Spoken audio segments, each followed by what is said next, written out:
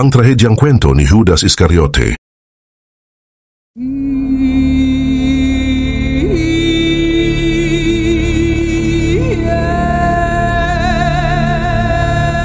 Sa tuwing maririnig natin ang pangalang Judas Iscariote, isang bagay ang pumapasok sa ating isipan, pagtataksil. Para bang naging simbolo na siya ng pagtataksil sa kasaysayan. Pero sino ba talaga si Judas Iscariote? Isa lang ba talaga siyang kontrabida sa kwento ni Jesus? O may mas malalim pa sa kanyang istorya? Isa siya sa 12 alagad at mismong si Jesus ang pumili sa kanya. Kasama siya sa mga nakakita ng mga himala, nakarinig ng mga aral at nakaranas ng malalapit na sandali sa anak ng Diyos. Kaya ang tanong, paano niya nagawang ipagkanulo si Jesus na sobrang lapit na sa kanya? Kasakiman ba ang nagtulak sa kanya o sadyang isinulat na ang kanyang kapalaran? Kung gusto mo ang ganitong klase ng content, ay huwag kalimutang like ang video at mag-subscribe sa ating channel para lagi kang updated sa mga bago naming uploads. Tara, at ating alamin ang trahedyang kwento ni Judas Iscariote. Sino si Judas Iscariote? Ang apelidong Iscariote ay nangangahulugang tao mula sa Kerioth, isang bayan sa Judea. Siya lang ang mula sa timog ng Israel bukod sa natitirang 11. Isa siya sa kinasusuklamang tao sa Biblia. Hindi detalyado sa Biblia ang kabataan ni Judas, pero tila may mga katangiang nakita sa kanya si Jesus, kaya naman siya ang inatasang humawak ng salapi ng grupo. Sa madaling sabi sa kanya, ipinagkatiwala ang lalagyan ng dinaryo, pero sa kabila ng tiwala, may itinatagong dilim si Judas. Ayon sa Ebanghelyo ni Juan, ito'y sinabi nga niya, hindi sapagkat ipinagmalasakit niya ang mga dukha, kundi sapagkat siya'y magnanakaw at yamang nasa kaniya ang supot ay kinukuha niya, ang doon ay inilalagay. Hindi biglaan ang pagtataksil ni Judas. Isa itong unti-unting pagbagsak ng kanyang puso. Pero iba ang misyon ni Jesus. Hindi kaharian sa lupa, kundi kaharian sa langit. Hindi kapangyarihan, kundi kababaang loob at sakripisyo.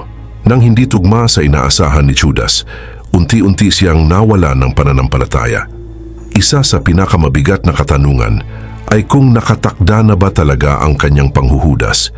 Binanggit sa aklat ng mga awit, "Oo, ang aking kasamasamang kaibigan na aking tiniwalaan na kumain ng aking tinapay, nagtaas ng kaniyang sakong laban sa akin."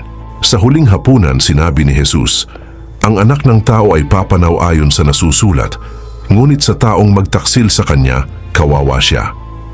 Kung ganon, may pagpipilian pa ba si Judas kung ito ay naisulat na? Ito ang palaisipan na matagal nang pinagtatalunan.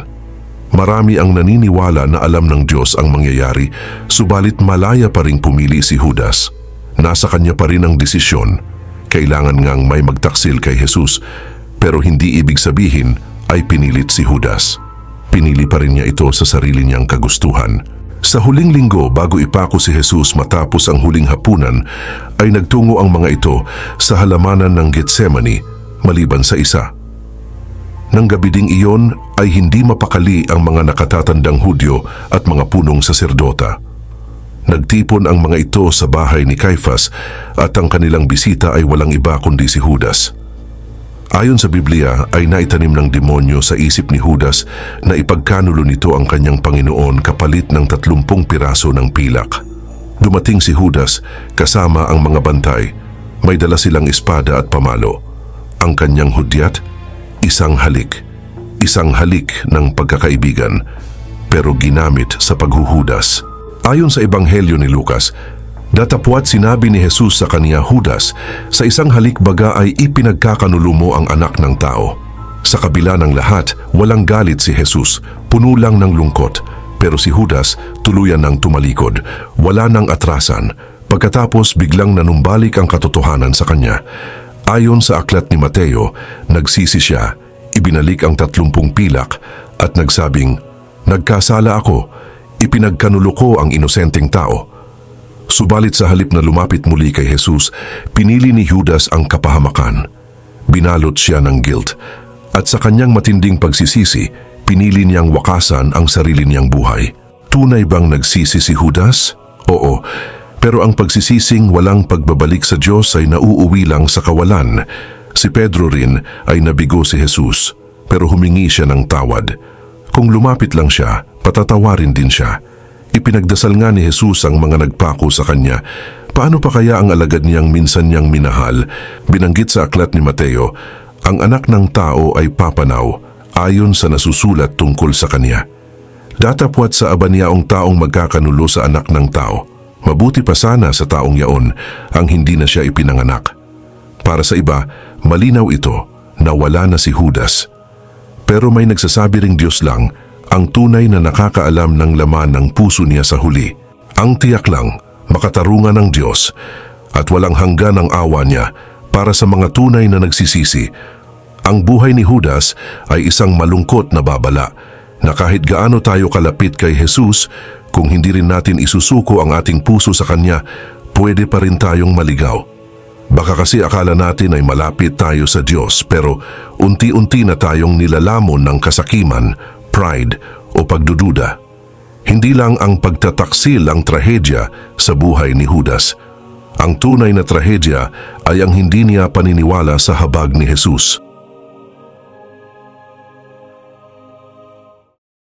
Ang kwento ni Judas Iscariote ay isang paalala sa ating lahat na kahit gaano tayo kalapit sa pananampalataya, kahit gaano tayo kasangkot sa gawain ng Diyos, kung hindi totoo ang ating puso, maaari pa rin tayong maligaw.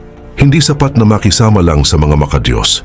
Hindi sapat na nakaririnig tayo ng Kanyang salita o nakikita natin ang Kanyang kababalaghan. Kailangan nating sumampalataya ng buo, magpakumbaba, at lumapit sa Kanya ng may tunay na pagsisisi. Si Judas ay nagkasala, pero ang mas matinding trahedya ay hindi ang kanyang pagkakanulo, kundi ang hindi niya paniniwala sa habag ng Diyos. Sa halip na humingi ng tawad, pinili niyang wakasan ang lahat. Ang aral, hindi pa huli ang lahat para sa nagsisisi. Kahit gaano kalaki ang kasalanan mo, kung lalapit ka sa Diyos ng may pusong nagsisisi, ay may kapatawaran. Huwag nating tularan ang pagwawakas ni Judas.